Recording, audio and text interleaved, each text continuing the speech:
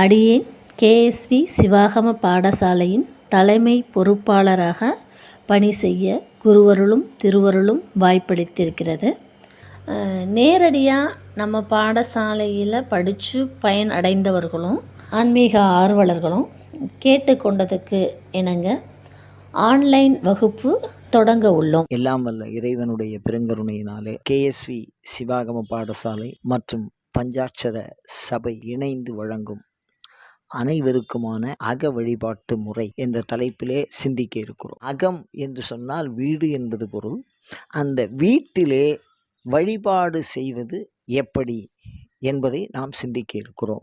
அக வழிபாடு எல்லாவற்றையும் விட மிக நன்மையானது. அக வழிபாடு எந்த அளவுக்கு உயர்கிறதோ அந்த அளவுக்கு அனைத்து நன்மையும் மனிதனுக்கு வளரக்கூடியது. தனக்கு உரிய துன்பங்களை தீர்த்து கொள்ள எல்லா மனிதர்களும் முயல்கிறார்கள். தான் விரும்பியதை அடைய எல்லா மனிதர்களும் முயல்கிறார்கள். அந்த மாதிரி தனி மனிதனாக இருந்தாலும் சரி, ஒரு குடும்பம் குழுவாக இருந்தாலும் சரி, அவர்கள் என்ன வழிபாட்டை செய்தால் அந்த குடும்பம் க்ஷேமமாக இருக்கும்.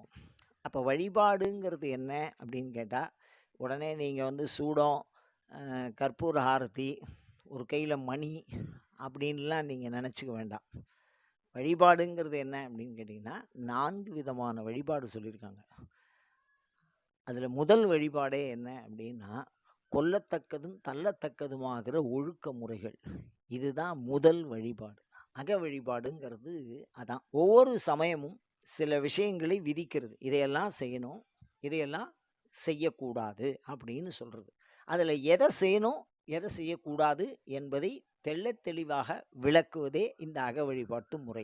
சில சாஸ்திர ரீதியான ஒழுக்க முறைகள், அனைவருக்கும் உரிய ஒழுக்க முறையை நாம் கற்றுக்கொண்டு அதை பின்பற்றி அதன் வழியாக இறையருளை பெற பிரார்த்திக்கிறோம். தொடர்ந்து ஆன்லைன் வகுப்பில் சந்திப்போம்.